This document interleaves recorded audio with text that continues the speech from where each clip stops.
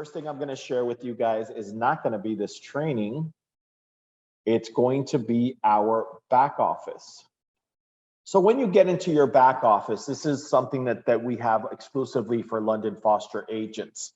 This is a intranet. This intranet is live. It varies and changes and grows on a daily. So you want to make sure to always keep tabs of it. You'll notice that anything you want to do at London Foster, whether it's, I don't know, let's say we wanted to do a commission request, you would go into My Deals, request commission request. Every single section is going to have a great little video where Bobby sits there and explains to you in a timely manner how to do this request. He'll show you the screen. So it's actually really cool. It's very interactive. But in regards to education, you'll notice that we have a calendar of events. We keep a calendar more or less around 6 weeks in advance because we are human and things happen, right? People get sick and cancel. So we want to make sure that we don't give you the entire year and then everybody's disappointed. So we give it to you 6 weeks at a time. We also record all of our trainings and provide the PowerPoint for you. So if any of you are London Foster agents, go under education, scroll all the way to the bottom, and you will see be the top listing there. You'll be able to follow along if you would like. I also want to make sure that everybody understands that this is a library. So the same way you would borrow a book, you can borrow this training, you can watch it at your leisure. It is meant exclusively for London Foster agents, and it's something that's actually really cool. I was actually having this convo with someone laughing because they said to me, oh, you know, nobody cares about FERPTA. And I'm like, well, yeah, nobody cares about FERPTA until your seller is a foreigner, right? Nobody cares about FERPTA until your buyer is a foreigner. So that's kind of the idea of this education. No one really cares about something until it affects you. I think some of you have heard this story, but I had 2 clients die on me 5 years ago, 2 sellers in the same month, right before December. And yeah, we went into probate. And yeah, it was delayed. And luckily I had taken a probate class because everyone knows I'm a nerd. And I took a probate class and I actually was able to know exactly what to do and what to do next in order for me to save it. So it didn't go that bad. It was only 6 weeks delay versus some people that I've heard that have actually had 6 months delay. So as I said, that's what the reason why education is there. I also want to remind all of our agents of right here in Amore, the help desk. It's a great tool for you guys. I get questions all day long. As you guys know, I am a realtor. I'm out, I'm showing. So if I don't answer you in a timely manner, it's because I'm busy. So your best option is to come to the help desk. Come here, hit on this little magnifying glass and ask it. Listen, I'm trying to find out about that ATM card. And there you go. It'll eliminate any question that doesn't involve ATM. If you're looking to do an escrow deposit, you know, you can write the word escrow deposit. And guess what? Ooh, you got to learn how to spell first. You got to write escrow deposit. And guess what? You're going to be able to access the question of how do I make an escrow deposit? How do I request an escrow letter? Anything that has to do with escrow deposit is going to be there. So it's a great tool for you guys. I want to make sure that you guys understand it, that you guys use it. It's just a great, great way of keeping tabs of your business. Okay. Well, guys, I appreciate everyone who's here. For those of you that are late, you are grounded. No, I'm just teasing. For those of you that are late, it is what it is. We're going to go ahead and get started. I'm going to try to impart a little bit of knowledge, a little bit of common sense, a little bit of tricks of the trade. Like I said, there's going to be a lot of material covered. Guys, I have the chat open. If I, get to it every once in a while, or unmute yourself. I don't mind it. Nobody interrupts me. Nobody bothers me. There are no stupid questions. We're here to help each other and we're here to help it grow. Obviously, there is a rhythm and we need to make sure that we get into the rhythm so that we actually get through this training in the next 45 minutes. Okay, deal? Anyone? Anyone? I can't see anyone. There we go. Ah, there's Omar. Thank you, Omar. I got to give props to my people that share their image. You have no idea how boring this gets. Okay, guys, so I'm going to go ahead and share my screen again, and we're going to get started with this PowerPoint. Okay, being a top listing, improving your listing, presented by Memo Valverde, London Foster Professional Realtor. Guys, what do we mean by being a top listing? Basically, what we're trying to do is improve the way you do your job. Okay, it's very, very simple. We have a certain amount of responsibilities or duties to our seller, and we want to make sure that those give me one second. Can you guys still see the screen? Okay, sorry about that. We want to make sure that we provide our clients with the best possible service, right? And we also want to make sure that we do things right the first time. And you'll see this theme going on in this presentation because unfortunately, have you ever heard that saying, first impressions are everything? Yep. You've heard that? Okay, first impressions are everything. When they invented that saying, just so you know, it had absolutely nothing to do with the person. It had to do with newspapers. It has to do with the fact that when you make that first impression, that's it. There's nothing else you can go back and delete a newspaper, right? Or a printed word. Now impressions has changed, right? We live in a technology world in which when Omar publishes a listing, he can go back and fix it. He can go back and change it. He can go back and improve it. But guess what? Everyone who saw that listing from the moment he published it until he improves it, they're gone. You don't get a second opportunity to go back and say, hey, I'm sorry, I jumped the gun and I posted this without the pictures, right? That person moved on. That person, the algorithms will not let them go and look at that property again. And that's just the fact. The same thing happens if, let's say, you had homemade pictures. You know, you're like, Annalise says to me, I know, Memo, you don't know. My sister is so smart and she knows how to take pictures and I'm going to have her do it on my $3 million property. No, because even though she does have a beautiful artistic eye, she does not have a real estate eye. And unfortunately, there are algorithms that actually look at how much ceiling and floor ratio there is on a picture. So what I'm going to try to do with you guys is share this information with you, give you some practical advice, and hopefully we will improve it. I'm also going to tell you guys what we're doing behind the scenes at London Foster to try to help you guys. For those of you that close deals, for those of you that have listings, this is not news because you've seen it over the last 3 months that we've been implementing it. So you're going to be like, I know about that. So I just want to make sure that everybody's on the same page. This is not the die all be all. I am not the authority. I'm just someone with 26 years experience and a lot of Google. Okay, that's all it is, guys. So let's go ahead and start. What is today's agenda?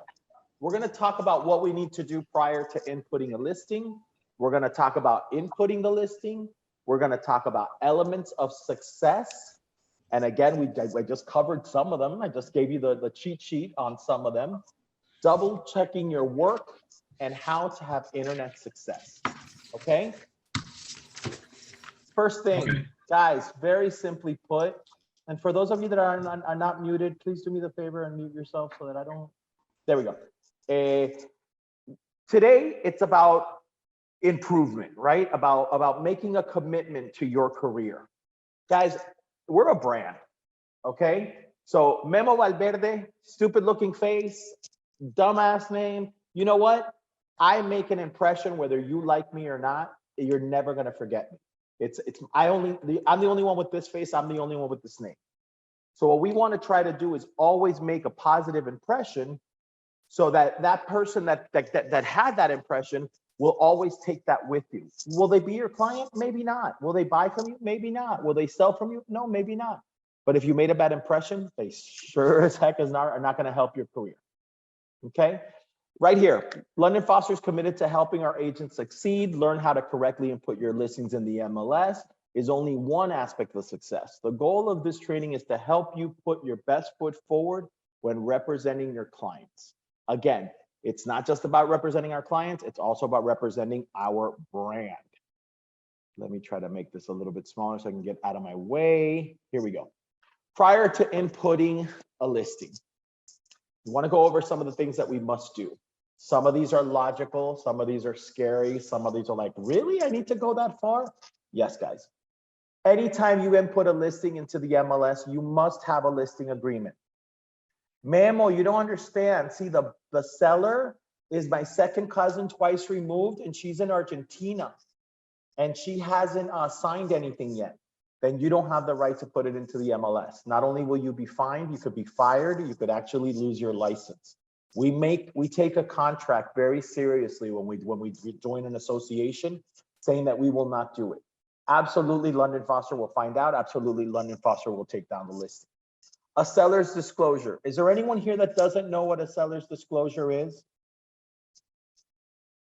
Anyone? Anyone? Viewer? Okay, if somebody doesn't know, a seller's disclosure is basically a form where you ask your owner, the listing owner, what's going on? What's this property about?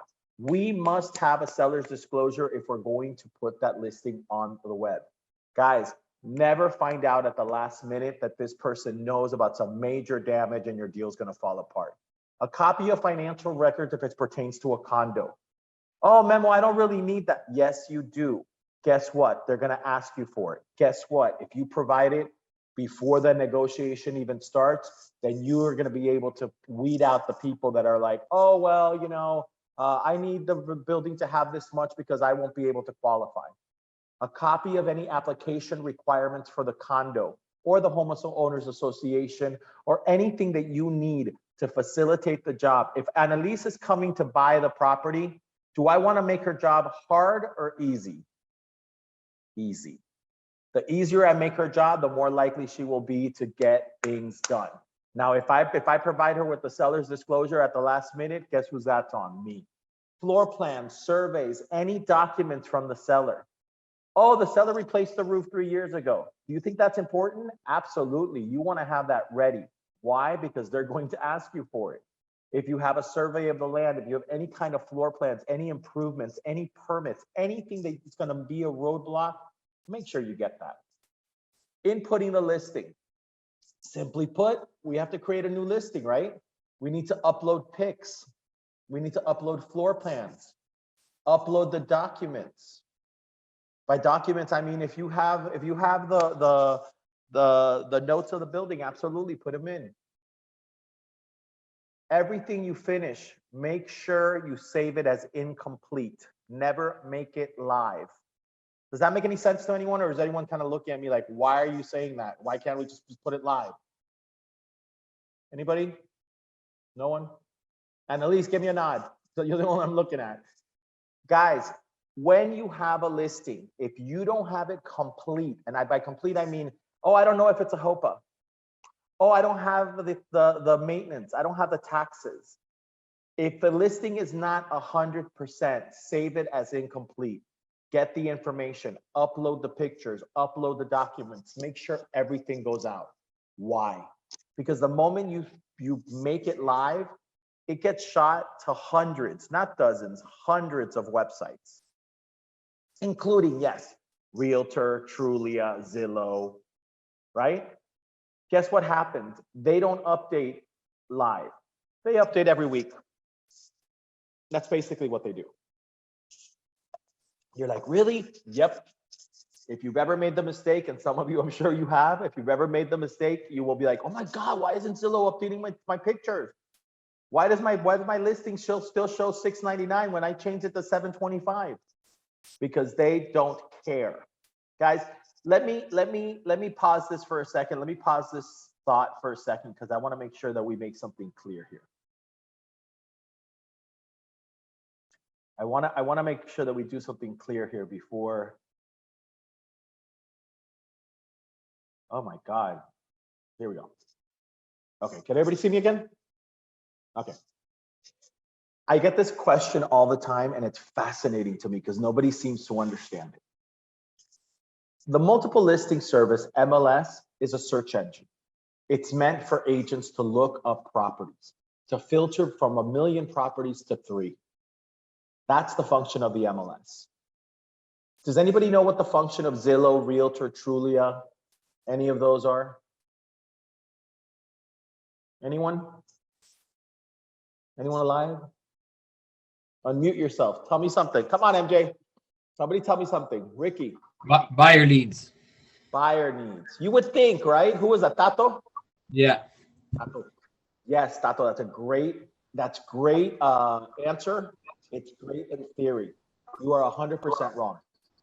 You would think Okay. that Zillow, Realtor, Trulia is a search engine for buyers to look up properties. It's not. It's an advertising company. Imagine McCann Erickson. Imagine, the most accurately, the most amazing advertising firm puts an onion skin of real estate on top of itself. Okay? It is meant to advertise. It is meant to show the best properties possible to that buyer so that that buyer signs up into their website and then they can sell that buyer's information to you, to Dallas, to Omar, and to Tato.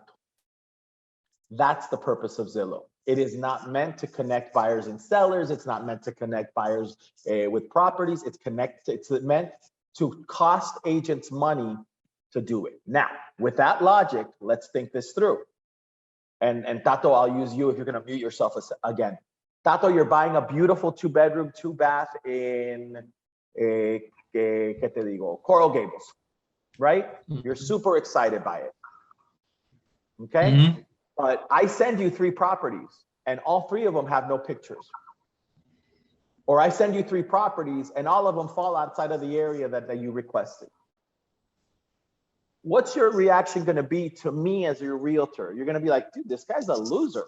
I don't want to waste my time with this guy. Let me call Annalise. Definitely. Right? So Yes. imagine Zillow, when you searched, showed you 3 horrible properties. Even though they're the ones that are more likely in your criteria. You're probably going to move on and go to another website. So always keep in mind, Realtor, Trulia, Zillow, all of those, there's hundreds of them. They're going to show you not the properties that are best for you, but the properties that show themselves the best. Okay? That was the infomercial. And now everything will make a little bit more sense. Okay, guys. So save it as incomplete, updated every 30 days. Memo, what do you mean by updated? I mean updated.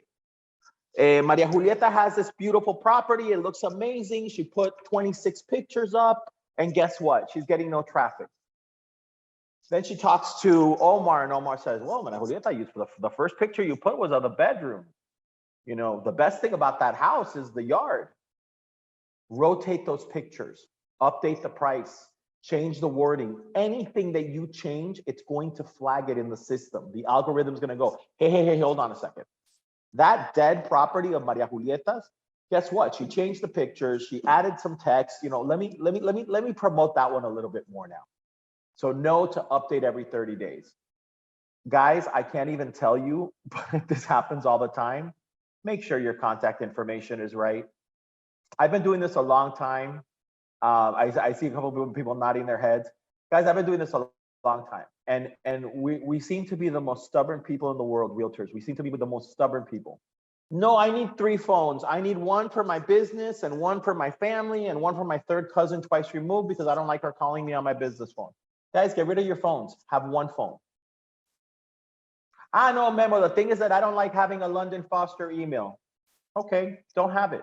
But every single person that looks at your email is going to go, Annalise Polanco, cutie patootie at yahoo.com. I wonder if she does real estate full time.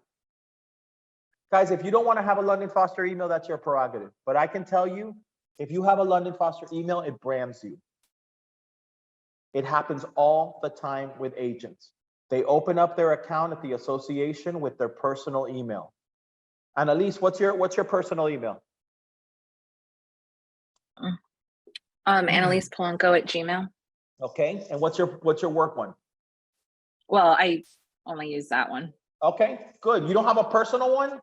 So your cousin doesn't write you to cutie patootie? That's we all do. AP. Yeah, AP May 24.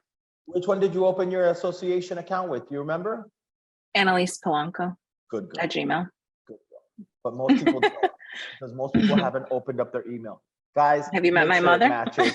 Fix it. Call the association. Change it. All of it has to match.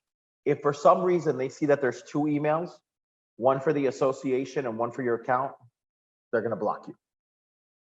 Just putting it out there. Elements of success. These are logical, right? No one's surprised. There's no Have great pictures, have great text, have great videos. Do open houses, do them right, plan ahead, have signage. Hey, Memo, I'm having an open house tomorrow. Do we have signs at the office? No. Annalise is not responsible for my financial success. Maria Julieta, as much as she tries to give me money, I won't take it, right?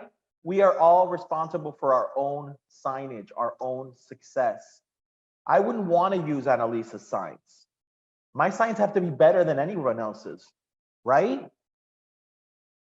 Right? Guys, Yeah. mailings. Make sure you do mailings. Make sure you think them through. I'm going to go through every single one of these points, but make sure you think them through.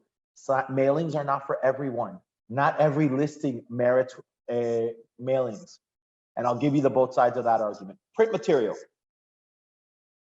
Have the days gone of print material? There's two opinions on that. Yeah, it's great to have a QR code and tell your client, scan this. Not everybody responds to that.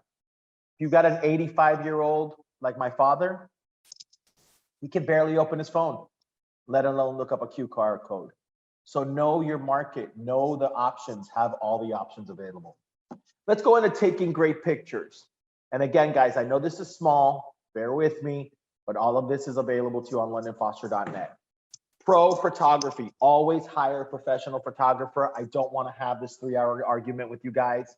If you don't want to hire a professional photographer, you will be penalized by all of these websites and their algorithms. You will be penalized by people who follow you. Remember, your friends and family, they are looking at everything you do.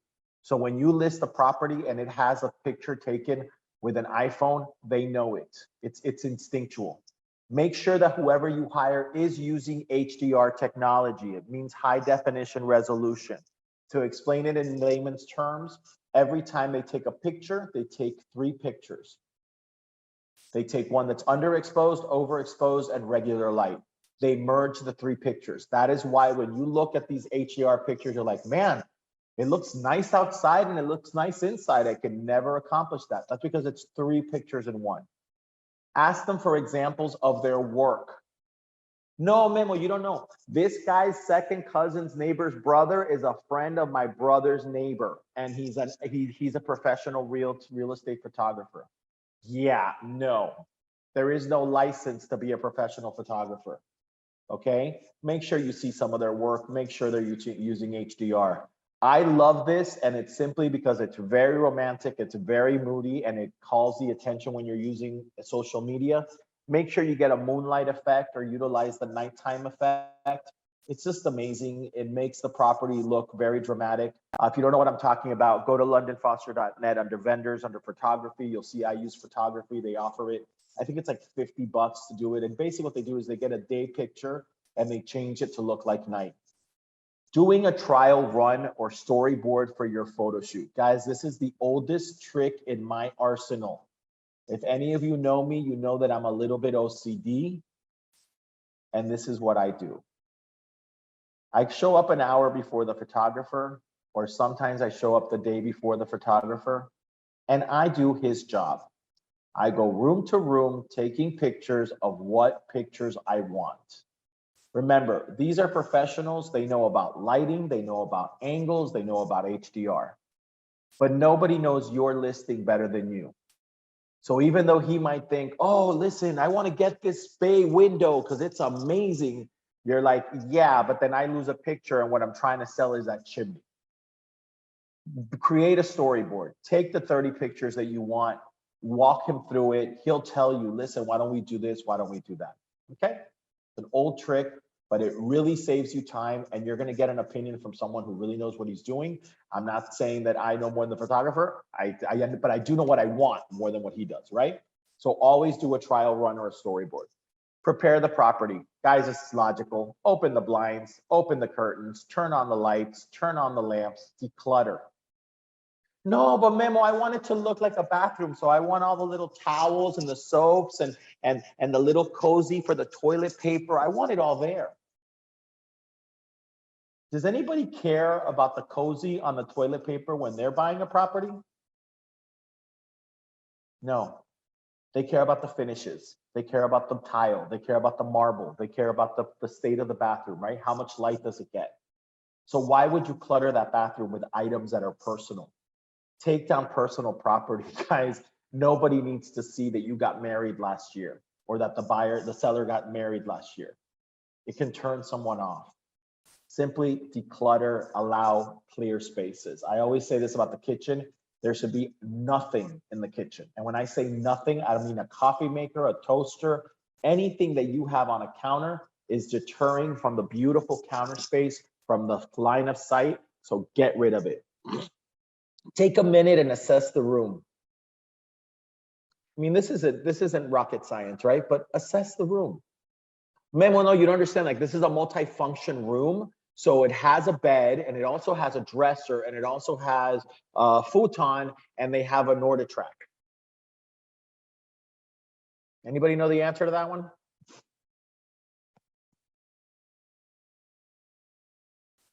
Anyone? Anybody there?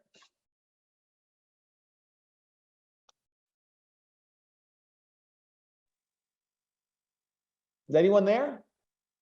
I'm here. We're here. Okay, somebody say something to me. Does anybody know the answer to that? What happens when you're looking at a bedroom that's multifunction? Does that help the room? Does the buyer say, oh, great, I get to have a 3-in-1? Or does the buyer say,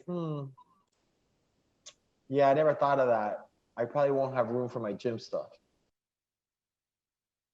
God, that room looks small. Get rid of everything that doesn't represent it as a bedroom.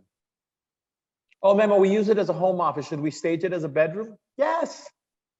Don't assume that person wants a home office. What if they have a small child? When in doubt, make it look like a bedroom. There's more value in a bedroom. Essentially, you want to create a palette that the buyer can envision Exactly. Painting what his desires or his likes. I love that. That's a great analogy. But absolutely, you want to create a palette. Is it easier for a buyer to imagine, hey, that bedroom could be an office, than for him to say, that office is likely not going to fit the bedroom that I like? So always make it an easy choice. Look for a focal point. Every room should have a focal point. Every room should have a selling point. Every room has a strength. Every room has a weakness. Close closet doors. Put down the lid.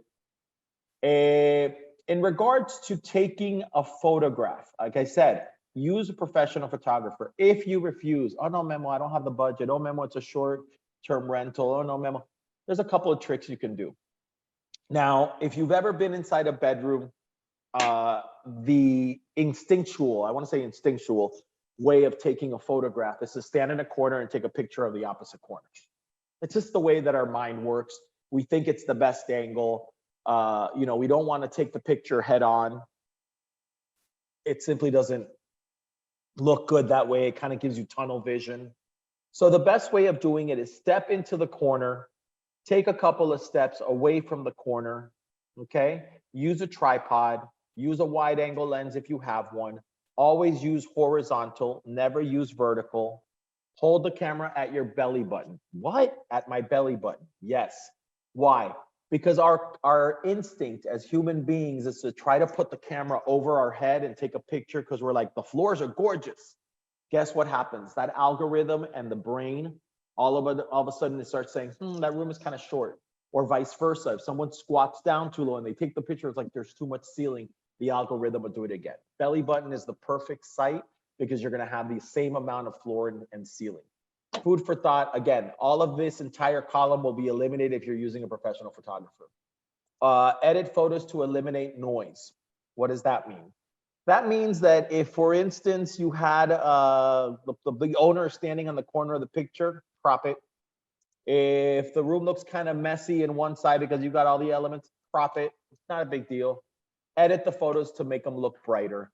I'm not saying overexpose so that you can't tell the light, but there are things you can use from everything from your iPhone to software from Adobe Photoshop, Splice, any number of, well, you guys know them probably better than I do, all the apps, you can make the picture look a little bit brighter.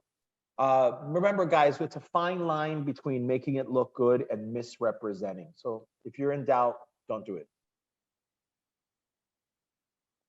Great text. Very simply put, guys, there are ways that we can do this and make it easy on ourselves. I'll give you guys a couple of cheats. Look up past listings for the property. If I'm getting a listing, I want to see what the last 5 agents that have sold, rented it, have written about it. I'm going to copy that text and I'm going to use it as a reference. Okay? Look up listings you are competing against. Really? Yes. If you're selling at Calusa Park, why would you not want to know what the other people are saying? You might remember something, or they might help you remember something that is important about that area or about that community or about that complex. Okay? Pick 3 main points that differentiate your listing. Every listing is different. Every single person is going to, this is up for impression, but guys, it's very simple. Location, right? The size, the view, upgrades, all of these things are things that are going to put you at a higher place than everyone else. Okay? So make sure that if you're competing with B and C, you want to make sure to point out that A has a brand new kitchen with marble countertops. Guess what? B and C do not. Pick 3 negative points from your listing. You should know what your negative points are. Now, question to anyone who wants to answer. If you know 3 negative points, what do you do about it?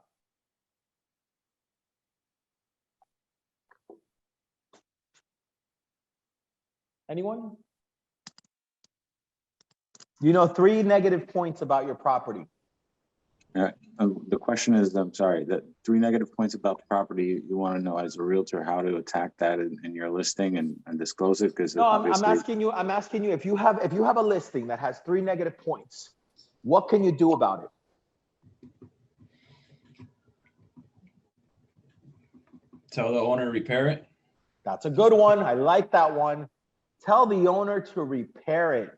Do you see why it's important that we have this conversation? Is it outrageous to ask the owner, hey, listen, I know you love your house and I know that you love jewel tones and I know you love painting the house green and red and blue and yellow. That's not going to help you sell. It probably makes sense for you to bring this down and paint it all white. Yeah, that's a great one. Anybody can think of another one? If he's not going to repair it, what else could we do? We could also ask the owner, what if somebody asked for this repair? I'll give you guys a perfect example. Some of you have visited this property. I had a listing in, oh my God, I'm not going to remember what it's called, Spring Valley Estates. And every single neighbor had a back deck. It went onto a little river thing or whatever. There was very little backyard. The house that I was selling did not have a back deck. So I went and I called the company. They gave me a quote. It was $7,000 to do the deck. And so I said to the seller, you need to build a deck. Every other house in this neighborhood, every house we're going to compete with has a deck. He didn't want to do it, but guess what?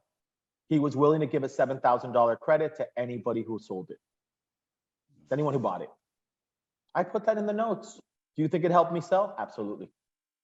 So know your negatives is my point. Try to come up with a solution. Do you take pictures of the negative? No. Try to look for ways of going around that negative. Okay. Good impressions. Use the present tense. Never write in the past tense. Property had beautiful floors. No, it has. Don't repeat yourself. We tend to do this. How do we know we didn't repeat ourselves? You call a buddy. You know, phone a friend. You want to make sure that you say, listen, can you help me out with this? And they're going to tell you, you know what? Fabulous and gorgeous, it's kind of the same thing. Include the buyer with your words, with words like you and your. Already give them possession. A perfect home for a buyer looking to build a pool. that doesn't engage them. But if you say perfect space for you and your family to build your custom pool, that's a different story. Short and sweet, not too short, not too long. Use brand names. Anybody know what I mean by brand names? Anybody know what I mean by brand names? Nobody knows? Electronics like GE. Yes. There we go. Not electronic per se, but appliances. Thank you. I know what you meant. Yes. Appliances. Listen, if I say to you, the oven is a Whirlpool, is that the same as saying the oven is a Wolf? It's not. It's like around $4,000 difference. So when you have those Decora light switches, Decora plugs, yep, you want to say that. If you have Kohler sinks, Kohler toilet, Kohler shower head, you want to say that. Now, if it's a cheap brand, I don't know if I would want to, say, everything is Whirlpool, blah, blah, blah, blah. No, I probably wouldn't say that. But do know that brand names will stand out.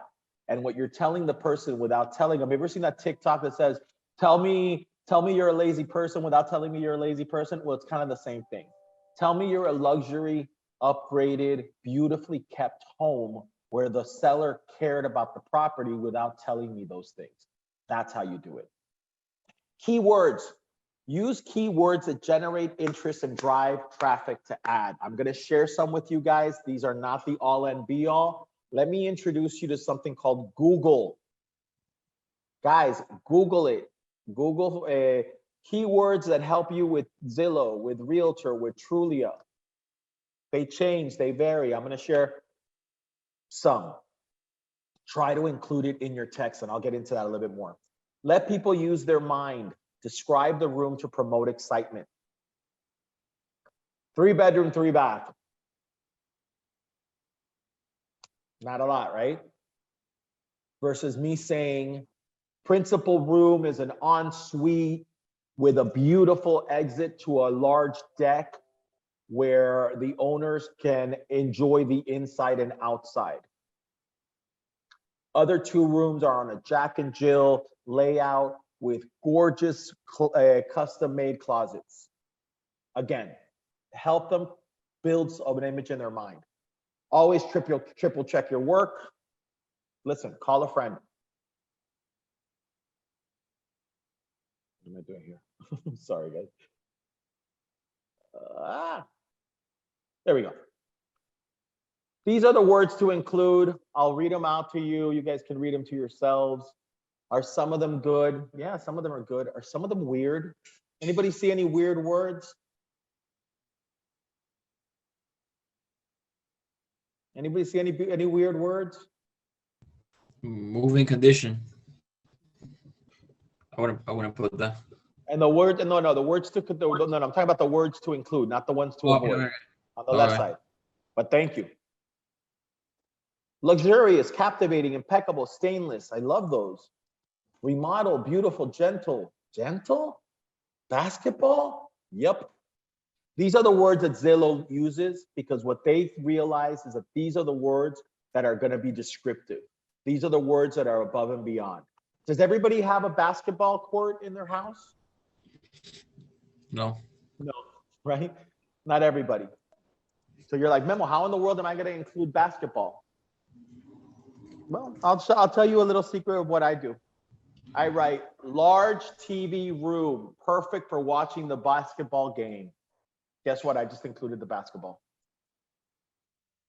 There's ways of using these words that are not necessarily, real or not real or whatever, but you want to use as many as possible. Can you use all 15? It's probably impossible.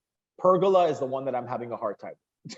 But usually I don't include pergola. But again, these are words that they include. Why do these search engines use them? I told you guys the answer. Because they're not there to sell properties. They're there to get buyers to sell to you. So what they're looking to do is they're tricking the agents that are inputting. And I'll leave it at this. Interesting exercise. Go to your past few listings and look at how many of these words you used. Look at those past listings and you tell me if you couldn't include some of these words in there. Words to avoid, must sell. Does that sound desperate? Absolutely. Value. This is a fact. Words that use the word, properties that use the word good value sold for 5% less than other homes. Value for me is a trigger word. And that's just me personally, it's a trigger word. Who assesses the value of a home? Who gives the value of the home? Is it the inspector, the appraiser? Is that the value of the home? The market. They're both in the market. The market, yeah. The buyer. Because not even the market. And I'll tell you, because this is like a trigger word, appraiser and market. No, not necessarily the appraisal. Has it ever happened to you that if someone's buying a house and it appraises for under what they're going to buy and they've got to put money out of pocket? Does that happen today, every single day? Yep. Is the market really the one that drives the value of the home? A little bit, yeah, a big part of it, right? But guess what? If my mother lives at 1345 and I want to live at 1347 because my mother's getting older and the market says the house is at 350 and I've got 6 other people bidding for it, is it worth it for me to buy it at 400? If I'm buying it cash and what I want is to be next to my mom? Yeah, buyers but jack up the prices, absolutely. That's a very French way of saying it. Yes, it's buyers. Guys, value is relative. Value is decided by the person who's willing to pay. For the women out there, I'll say this and you're all gonna throw shoes at me. A Louis Vuitton purse is worth $3,000? Is that what the purse is worth? Because I can guarantee you it was made for $20 in China. What gives it the value is not the logo. What gives it the value is the person that's willing to pay for it. Motivated, move-in condition. Again, annoying words. Clean. Why is clean a bad word?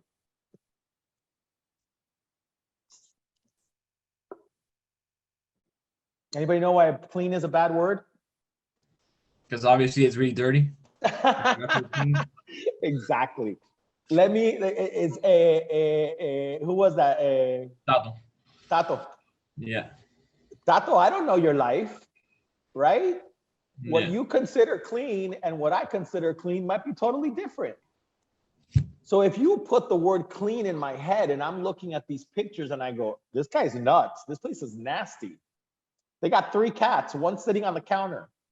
That ain't clean. New paint, new carpet. That's basically saying, you know what? This house wasn't kept up. The word ranch, it's simply because it's just not in style anymore. People don't like ranch. The word quiet is the same as clean. It brings up the thought of noise. Don't mention clean, don't mention quiet. Simply because subconsciously it makes the person think like, oh crap, I never even thought about the noise factor. I better start thinking about, oh yeah, we gotta look into every house whether or not they have noise. And the word vacant is simply you do not want to be attracting people that are, you know, looking to find out whether or not the property is vacant. There's a lot of crime in Miami, just simply don't do it. Great video. When it's quiet, it's you hear nature, so you could, instead of saying quiet, That's an excellent point. That's an excellent point. But truly, the reason why is because you don't want to take them there. You know what I'm saying? When you're on a first date, do you sit there and say, hey, listen, so this is my 37th date this week. I've failed every time. Nobody likes me. I'm on my 4th divorce. No, you don't bring your baggage on the first date, right? It's the same idea when you're presenting a property. Don't bring up that stuff. Keep it light. Focus on oh, what a great dinner. Tricks to use. In other words, let them discover it for themselves. Exactly. You don't, exactly. Listen, it's the same on the first date. You don't want to be telling someone, listen, this is my 5th marriage that is falling apart. I'm still not divorced. What you want to focus on is what are we having for appetizers, right? So that's kind of the idea. Tricks to use. Use Splice to make videos from pictures. You can build a carousel on Facebook. There are many, many softwares that'll do it. Create a short video with 3 main features of the property. Guys, Don't create a 37-minute documentary on a property. First of all, no one watches more than 90 seconds, just so you know. The average viewer watches the first 15 seconds. That's it. No one watches more than 90 seconds. So don't waste your time. And the other thing is, don't give it all away. You want to create an interest. Wow, that property looks nice. Wow, those are some nice finishes. There's a photographer that he does this amazing job. I'm not going to tell you who he is, but he does this amazing job, which he basically starts out like with a hibiscus flower sitting on the counter, and then he zooms out and shows you the whole room, and then he tells you the name of the property. That's it. I'm like, wow, that's nice. A martini glass. Ooh, that's nice. That's it. Slow, steady, focusing on positive aspects. One of the biggest mistakes that people do in video is they try to speed it up. Oh, I've only got 15 seconds. I'm going to scan the whole room. If the camera's going too fast, most people won't be able to look at it. Leave them wanting more. Use the My channel on YouTube to upload your video. Share that link to your matrix. Okay, make sure it's not branded. If it's on Matrix and it is branded, guess what? They'll take your listing down. You understand what everybody understand what I'm saying? When you do a video, do not brand it. Do not put your name, email, whatever. Have one that's branded, one that's unbranded. The unbranded one is going to be for Matrix. The branded one you're going to share on social media, Facebook, LinkedIn, Twitter, Instagram. Sorry, I forgot that one. I need to click enter on that one. Reply to all showings with a URL and a promo sheet. Someone came to see your property, they left you their phone number, put them in your phone, put them in your CRM, send them a quick text saying, thank you, Mark, for coming to see the property at 1000 West Street, apartment 625. By the way, here's a quick link to a video recap if you want to share it with your family. And here's a promo sheet. Okay, you just gave them something for free. You gave them something that they can now forward to their wife or to their kids or to whoever else needs to see it. Know how videos work. Use video options on Facebook. There are video options on Facebook, which means that you can upload a video and you can promote it. You can get eyes on that video. Make sure you do that. Create video on apps. If you don't know anything about this, there is another training that I did. It's called Zillow. And Zillow is the same for Trulia, for Realtor, and for 7 other of the main sites. Every single one of them has a phone app. And the way that they do it is once you put it in the MLS, they automatically plug it into Zillow. But from the app, you can add features to that property, one of them being video. And it's really sneaky how they do it. But you are not able to add video on Zillow unless you're at the property on your phone and you are the agent who's the listing agent. So there's a whole different genre of trading on that, but know to do that. Other sites to consider are Zillow, Trulia, Realtor. Okay, and I'm sure you guys know many others. Let me go on. Oh my God, Mimito, what's going on? Hold on. These thumbs of mine. Here we go. Open houses. We're going to skim through this because we've already done tons of training on open houses. But guys, open houses. Oh, this is not it. Oh, hold on. Let me see. Oh, sorry, guys. I guess I didn't say that. Well, open houses, guys, very simple. Don't forget this slide. I didn't update the slide. Open houses, I'll tell you guys about it really quick. There's no rhyme or reason to open houses. Every single area has their own day that they do broker open houses, another day that they do a end user open houses. Okay, how do you know it? Research. There's nothing else I can tell you other than research. I think on the beach right now, it was Wednesdays. In Miami Shores, I think it's Tuesdays. Find out before you post it. Oh, I just got the listing. I posted it. I'm going to do an open house tomorrow. No, guys, don't do that. You're only hurting yourself. You're not benefiting your client. Plan an open house 2 weeks in advance. Like I said, there's an entire training on open houses on the londonfoster.net. Plan it 2 weeks in advance. It's what makes the most sense. Make sure that you put it into the MLS at least a week in advance.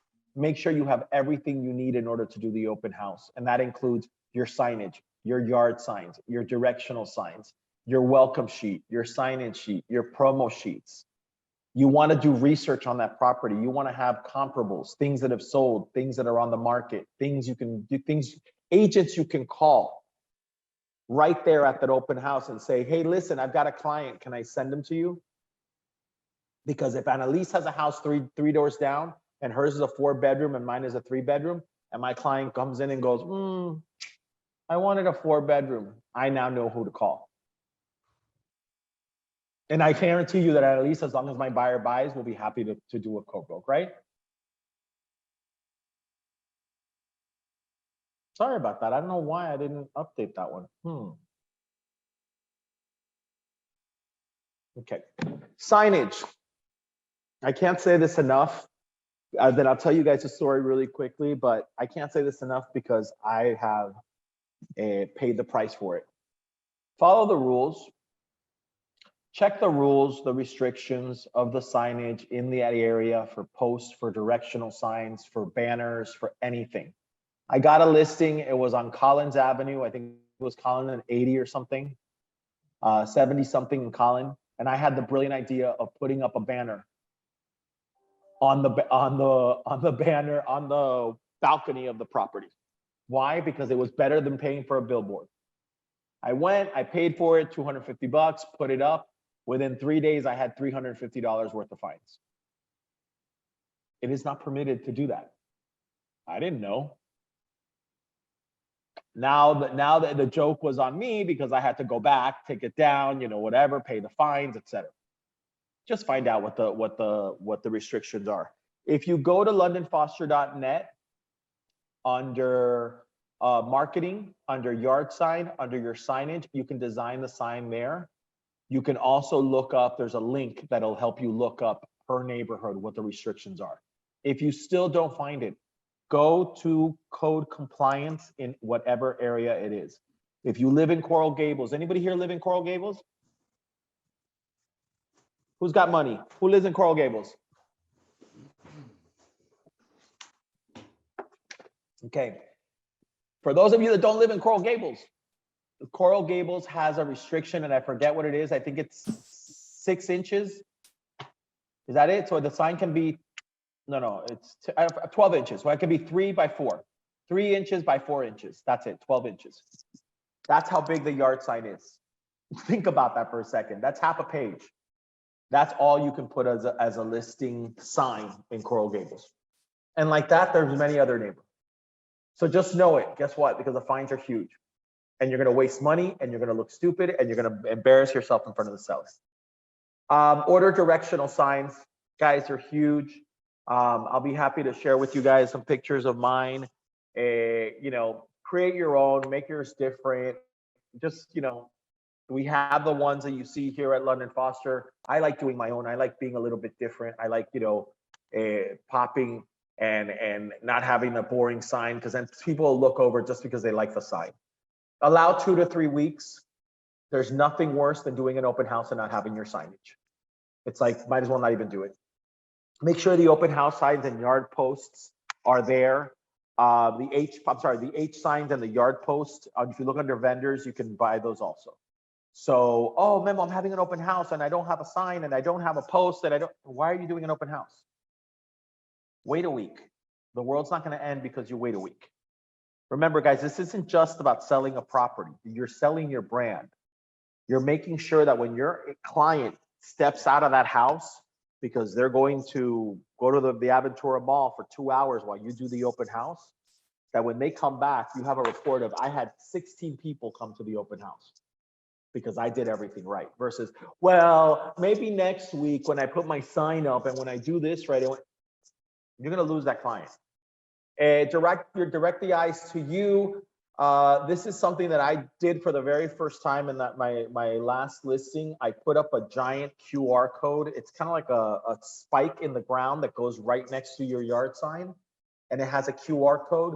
And basically, you can drive up to the house, pull out your camera, and it'll take you directly to the website. Loved it. Okay, and then I saw all the traffic that went into the website. Create a QR code that directs you people to your website. I have my own website. I created my own website for my page. Include your phone number, your name, your email. You must include your broker's name, the address, phone numbers. Okay, guys, this is not negotiable. This is by law. And I understand that you're like, oh, what if I ever leave? Then you're gonna have to buy a new sign.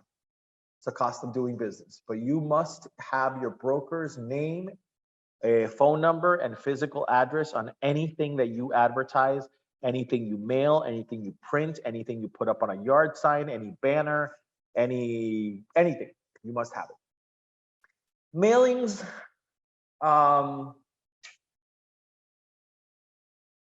I want to talk to you guys about mailings. Can we just like stop it for a second? Who has any opinions? Let's hear what anyone thinks. What do people think about mailings? Anybody here do mail outs? You got a new listing, you send out 500 cards, you send out 1,000 cards. Anybody do mail outs on a regular basis? Anyone sending out 1,000 cards every month to their farm area? No one? Man, you guys are quiet. No one? No one does mail outs? Omar? Maria Julieta? Ali? They're like $700 a pop, Okay. plus the artwork, Yeah. and then so I mean I don't know. Do you get something out of it? No, for $1,000. Well, this is the reason why I'm asking you this. That's why I see This it is the like reason why I'm asking you this. Guys, what is your goal? what Is your is goal to make $30,000 a year doing real estate? 100? 100? 100. There's an 80-20 rule. Bobby's a big advocate of the 80-20 rule. If he was here, he'd be going, oh, bro, 80-20. There's an 80-20 rule, and it applies to a lot of things, to math, to science, to psychology, to business, to real estate. If you're going to make $100,000 a year, you need to invest $20,000 a year. Now, what those $20,000 is, we can sit here and go, Omar and I can go for, oh, Memo, my car, my gas. No, what about the shirt? I get to write the shirt off. My glasses. Absolutely. In order for you to make $100,000, you need to be spending $20,000 a year. If you don't know what $20,000 a year is, it's $1,500 a month. If you want to make more than that, guess what? You're gonna have to spend more than that. How do you spend it? This is the philosophical question, and this is the reason why I'm asking you this. And this is the reason, thank you, Omar. This is the reason why I'm asking you this. Study your goal. What is your commitment? If Omar says to me, Memo, I just want to sell this property. I don't care about my brand. This is not my farm area. I don't want to get listings in Pompano. Then you know what? The 80-20 rule doesn't apply to this property. Get her done, move on. Okay? But if he says to me, Memo, Omar, you live where? You live in Dayland, right? Dayland Homestead. Okay. Homestead Day. So if you live there and you got a listing at the Metropolis, Yeah. and you say to me, Memo, this building is right next to my day job. It's right next to my night job. It's right next to where I like to eat dinner. It's right next to where I like to have tequila on Tuesdays. This is the perfect listing for me. I want to invest 20% of what I'm going to make in order for me to grow and farm this area. The listing is what? $800,000. He's going to make $24,000, right? 20% is $5,000. So yeah, I would say that it probably would make sense for you to spend $1,000 a month for 5 months trying to see if you can get more listings, trying to see if you can get buyers, trying to see if you can penetrate that market, especially in that building where you're located and you can run into it. That's a no-brainer. I might even invest more. Allow 3 weeks. Guys, things take time. Omar hinted to the production cost. Production takes time. Just because you want something yesterday doesn't mean that they're going to put you at the front of the line for your 700 business cards or your 700 postcards. So allow 3 weeks time. If you know the listing is coming up, take the pictures ahead of time, get the printing done. right? Mailing takes time. If you're mailing by zip code, if you're mailing off of a list, it takes time. You have to, you know, if you're going to send out to get it done and everybody, they do it all for you, it takes around a week. But if you do it yourself, does it not take time for you to peel labels and put it on postcards? Absolutely. Study your database. Now, this is just, I'm going to pick on Omar. Omar, you back there? Let's you and I have a conversation. Omar. So you say to me, okay, Memo, I want to work on the Metropolis.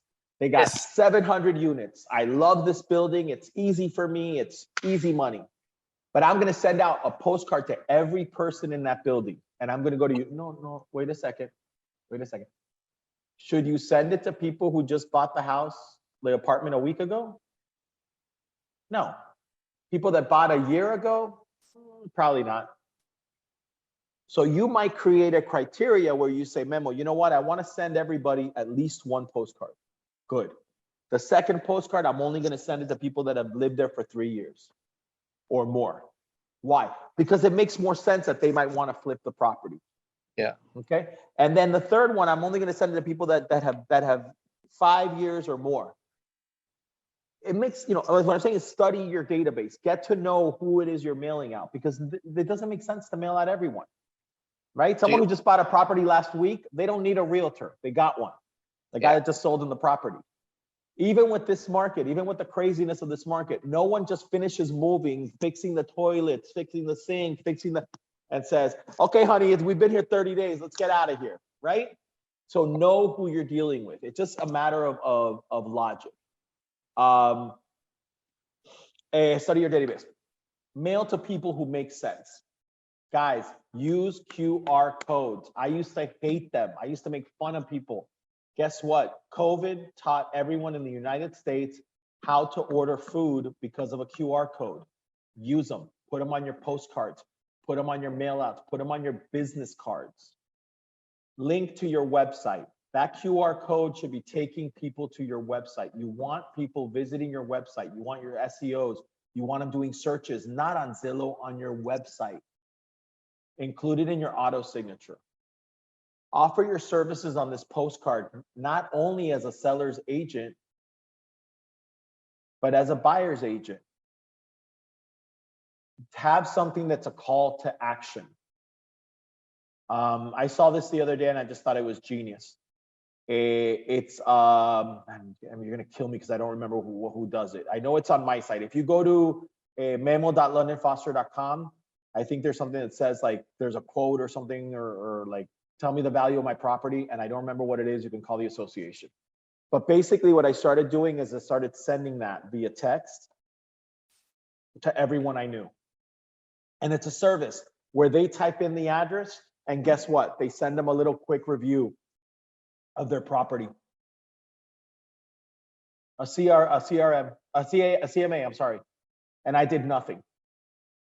So look for it. It's on the association, but I have it on my website if you guys want to look it up. It's a great way of doing it. Also, why not do a mailing for an open house? I know it's hard in this market because everyone's like, Memo, please, houses are going, you know, I've got 35 people showing up to my open house. I'm happy for you. If that's your reality, ignore that last one.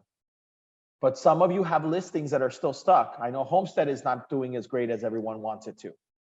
Is the market changing? Probably, and it's probably going to change another 35 times before the end of the year. This is for people that know that this property is going to take a little bit more. Why not invite the neighbors? Why not do a wine and cheese on a Tuesday night and invite all the neighborhood to an open house only for neighbors? Buy a box of wine, go to Costco and buy some cheese and some crudité. And all of a sudden you've got an opportunity to meet 20, 30 people that live in the neighborhood. Are they looking to sell their house? Maybe. Is their second cousin twice removed looking to sell their house or buy a house? Maybe. But also it's an opportunity for you to brand yourself. Print material. These are, you know, just very simply put, promo sheets. What's a promo sheet? The promo sheet is what you go and you take away when you leave a property. Okay, I actually put one of those little boxes on my property stand in the house in Hollywood. and I printed 50 sheets and I put in 20 and the next day they were gone. I put in another 20, the next day were gone. Luckily, by the third day, I already had an accepted offer. I'm thinking there's a realtor in the neighborhood that was stealing them. That's just my opinion. But guys, it's a good idea when someone leaves an open house for you to give them something. Something that when they get in the car, they crumple up, or when they get in the car, they look at it and they go, oh yeah, I didn't notice that chimney, right? So on the promo sheet in the front, you want to include the date in the open house, the property address, asking price, HOA, maintenance square footage, number of bedrooms, number of baths, number of parking spaces, brief description, best pictures of the property, no more than 3. The back page is the info. It's basically what's on the MLS. Additional exterior, interior photos, additional information about the property, taxes, fees and assessments, appliances that are included, lot size, special features. Okay? It's just a little advice. I have agents, I've been to places that they actually have a giant QR code sitting on the, like they tape it to the counter and you can go by and basically it just pulls up a web page. Is it a good idea, even though you gave them one in the hand, to forward one to them via email or maybe to the list to the buyer's agent? Absolutely. If Tato came to my listing open house, or he came to see the property, do I not want to do the courteous thing and tell him, hey Tato, thank you so much for showing my property at 275 Northeast 18th Street. As I mentioned before, here's the QR code, here's the link, here's the promo sheet. Let me know when your client, let me know if your client is ready to make an offer. I just opened a line of communication with someone that will forever remember me and say, man, Memo's a class act. You know, most people, they don't even follow up, right? Double checking your work. If you've already done this, if you've already closed some deals here at London Foster in the last 3 months, you will have noticed something called the London Foster report card. We've had a great, nope, I door knock for a whole area. I love that, Tato. Tato, I love that you've mentioned that. Door knocking is excellent. It is also getting more and more difficult depending on the area. If you have the bandwidth, by all means. I can't door knock in my condo. So that doesn't always work, but I think it's a great idea. I think, you know, tried and true, it helps and it works. And people see you in the neighborhood and they see you walking up and down the block. And guess what? They remember you. I like that. Double checking your work. Again, guys, if you've been with London Foster for a while, you'll notice in the last 3 months, we're actually, apart from calling you and telling you, hey, listen, there's something wrong with your listing, we actually created a little report card. It has the basics, you know, did you fill out the listing agreement? Is everything okay? Are the pictures up? How many pictures? Are the pictures high quality? Anything that we can improve or we can call out to you, we're gonna make sure you do it, okay? It makes sure that you've provided the listing agreement, that you have done the MLS listing, and again, it gives you some room for improvement. I highly recommend, if you get it, read it, take it, fix it. It's only here to help you. Oh my God, what is wrong with my thumbs? Here we go. There we go. Internet success. Okay, let me see how I unpack this. Internet success. Once you list the property, once you make it live, once it goes out, like I said, it takes up to 30 days, sometimes a week, sometimes 5 days for it to update. Okay?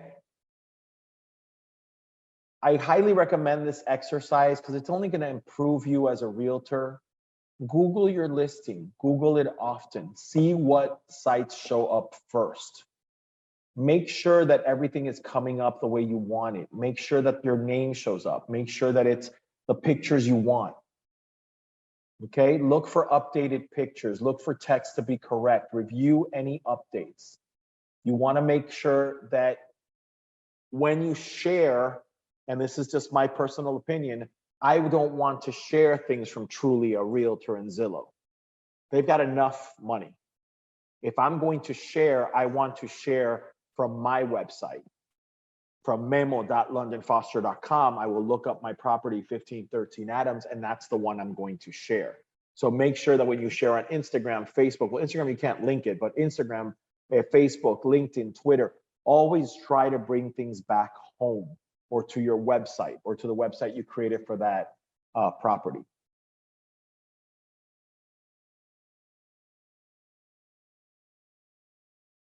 Oh my God, let me continue. Okay. I just love this quote from Walt Disney, and it says, the way to get started is to quit talking about it and just begin doing it. I highly believe this. I think it's great to have these trainings where we can discuss different ideas, but at the end of the day, and I welcome any feedback. At the end of the day, you know, if you can think of something outside of the box, do it. Like I said, this is only a guideline for you guys to improve your listings, remember, and see different ways of seeing things. But if you have something like Tato said, that he loves door knocking, and that's what works for him, you know, 2 days before the open house or the day before the open house, he knocks on 30, 40, 50 doors and he says, guys, I'm having an open house tomorrow. Here's a promo sheet, or, you know, here's my card. I'd love to see you there, blah, blah, blah. You know, come and see how beautiful the house is renovated, whatever it might be. That's a great idea. If you have other ideas, try them. I'll tell you, I'll confess to you guys something. I'm a little bit more cynical. Bobby's always teasing me, because one of the reasons why I started working for London Foster is because he always says yes. I would tell Bobby, yeah, I have this idea and I don't really know if it's gonna work, but he's like, oh, let's try it. And I'm like, no, that's not what I wanted. What I wanted to do is to tell me no. And he's like, no, let's try it. Let's. So I think I've softened up a little bit, if you can believe that. But I do think that when, you know, you got, sometimes in life you just got to try things and mess up and fail and do a mail out. I had an agent the other day, and I don't want to say her name, but she said to me that she had been doing a mail out to the same farm area. Forgot where it was. 6 months. And she's like, and I haven't gotten one listing. And I'm like, well, that's not the way it works. There's no mathematical formula in which if you do 6 months of mail outs, you will get a listing. I go, the mail outs are bonus. And again, it's an investment of your thing. And you know, if you're only doing $300 a month, you're not going to get anything off them. Did you study the data? You know, whatever. We went back and forth. But then at the end of the day, I said to her, listen, for $300 a month, you reached whatever, 250 people that have never heard from you. That's amazing. That's branding. Do they recognize? Oh yeah, no, I have gotten recognized. I have had people say to me, oh, I've seen your. That's branding. Most people will tell you that McDonald's spends billions of dollars in order to create their branding. So just take that into consideration. My thumbs are out of control. Dios mío. Here we go. The summary of this training, guys: success is a result of hard work. Hard work can be prevented by preparation. Being prepared is essential to success. If it sounds like I went in a circle, it's because I did. There is nothing that is not related to everything. Let me take that back. If you have a listing and you don't invest $200 on getting professional photographs, guess what, guys?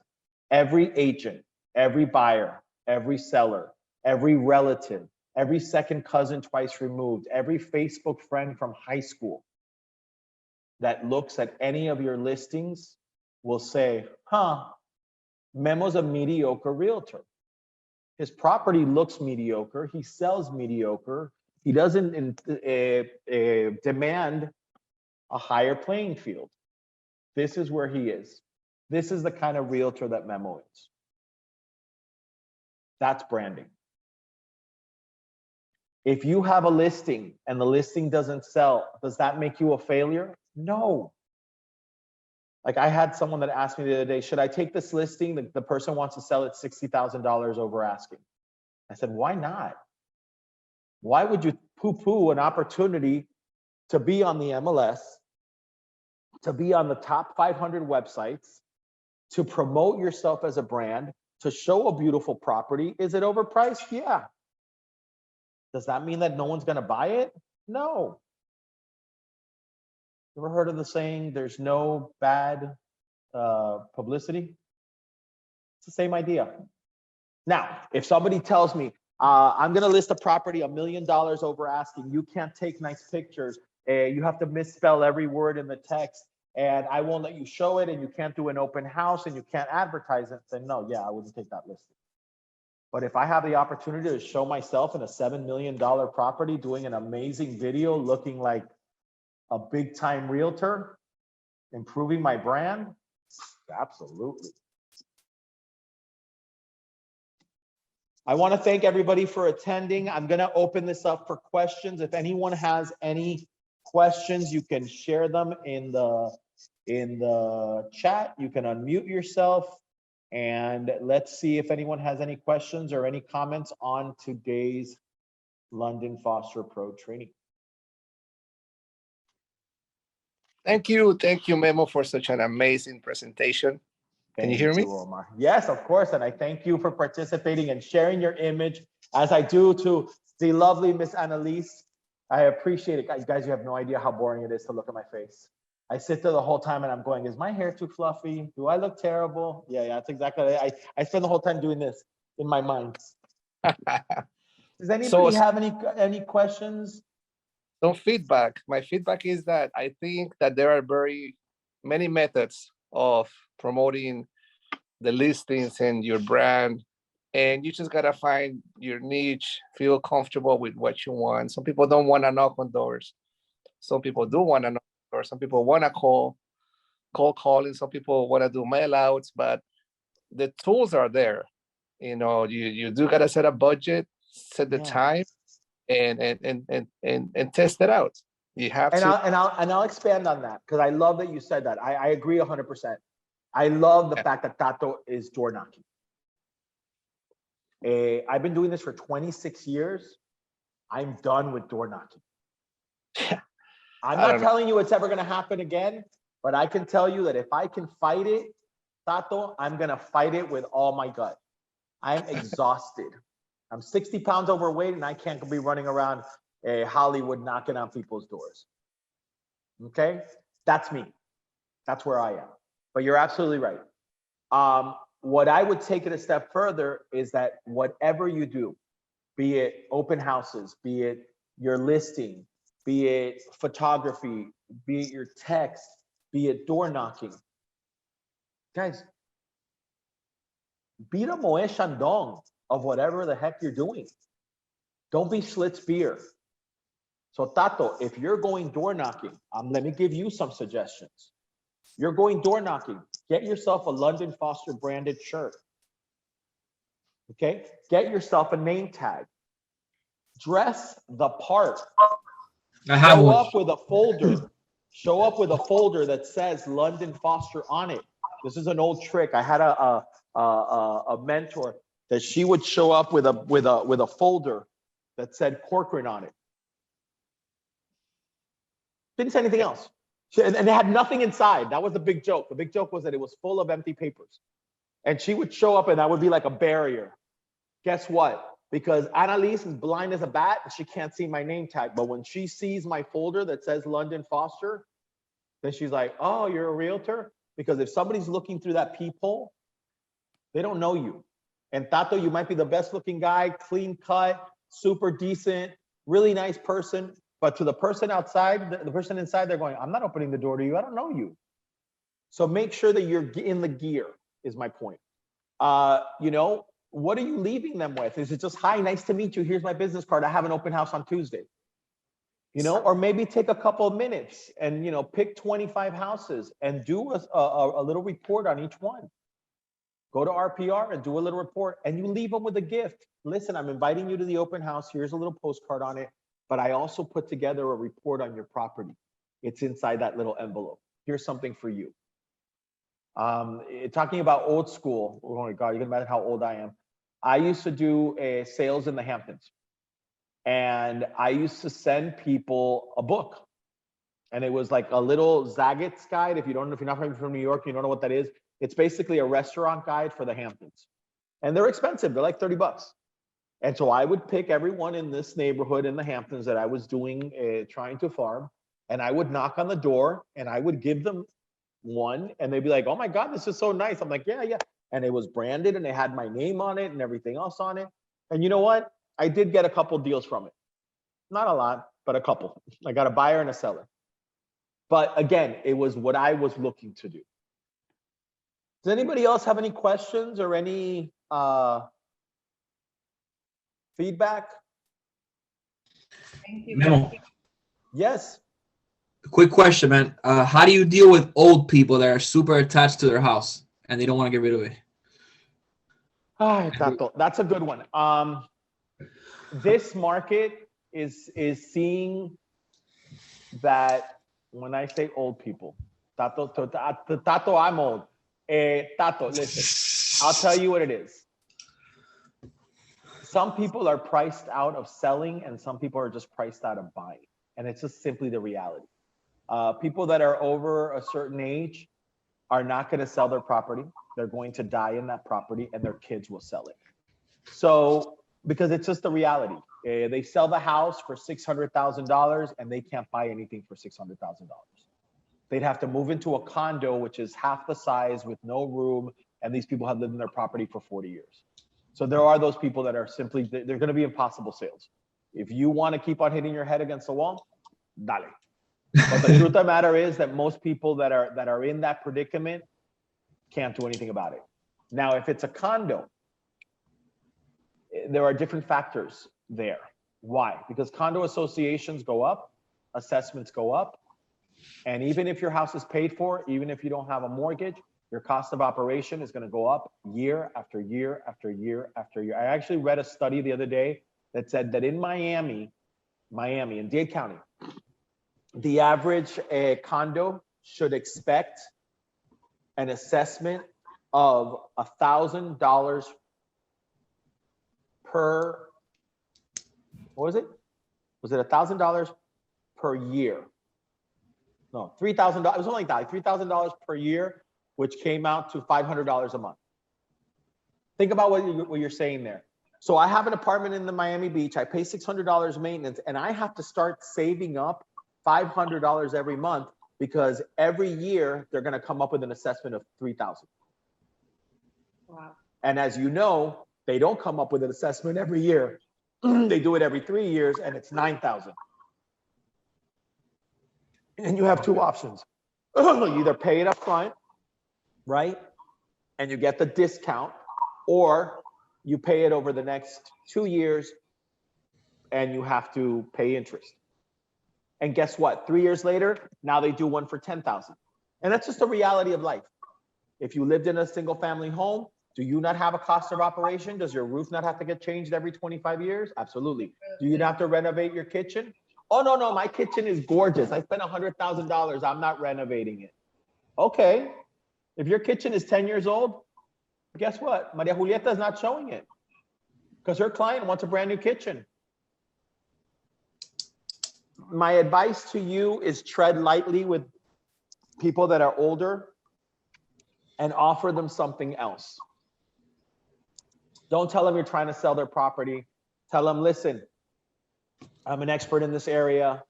I would love to do an assessment of your house. Here's a little report. Hey, I'm doing an open house. Come and check it out so you can see what other houses look like. Because that's the other part of this. I mean, again, I'm making assumptions. But a lot of the older people, they're not going to invest $50,000 to sell their $600,000 house. No. And they want the $600,000. Yeah. That's why I tell you, is there anything you can do to convince them to sell? Unfortunately, and this was a very strong philosophical question that I had the other day with an agent in one of my trainings. She said to me, no, I'm a salesperson. I can sell anything. And I said, wow, you're in the wrong profession. And this is just my opinion, guys. But if you're a salesperson, you're in the wrong profession. Go sell pens, go sell cars, go sell stocks, bonds. You can't sell real estate. Maria Julieta, married with 2 children. One's a boy, one's a girl. Her mom comes to visit from Argentina, right, Maria Julieta? Yeah. From Argentina. How many rooms does Maria Julieta need? 3, 4. 4. If she likes her husband, 4. If she doesn't like her husband, maybe 5. Can I convince Maria Julieta to buy a 3-bedroom? No. Can I tell Maria Julieta, buy the 3-bedroom, turn the garage into a master? No. I'm telling her to lose value in her property. Maria Julieta needs a 4-bedroom.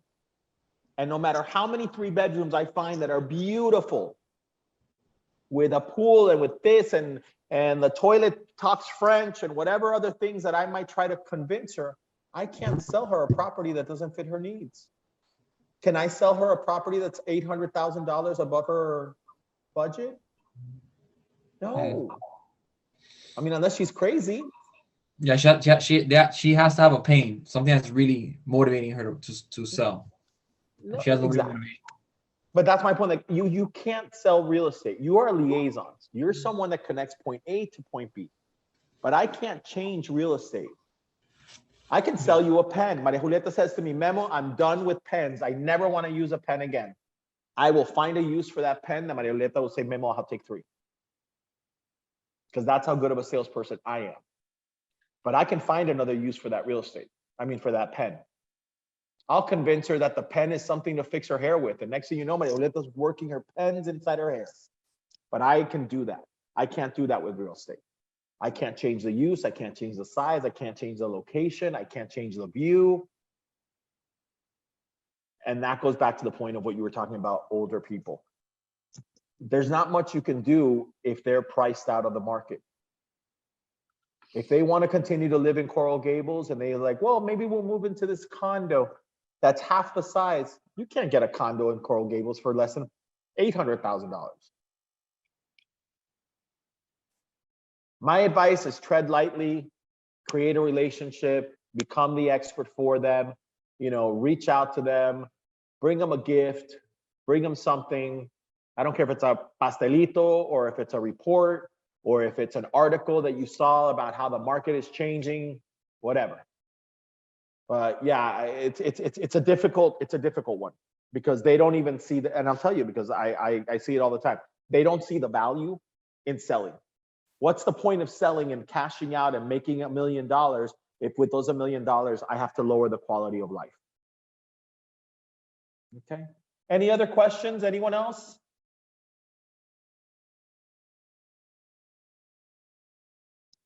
Normally, I can't get you guys to shut up. So what happened? Was this training amazing or was it so boring that everybody fell asleep? This was my favorite training. You're amazing, Memo. Thank you, Cindy. How are you? It's so good to see you. We'll see your name. Awesome. I haven't seen you in forever. Anyone Yeah, else? it was good. Anyone else have any questions or any other feedback? If not, we'll shut this down. I want to thank everybody for participating. As always, know that all of these trainings at London Foster are recorded. We do provide them for you at londonfoster.net. I think our marketing person is off this week, so we will have it up probably in 7 days.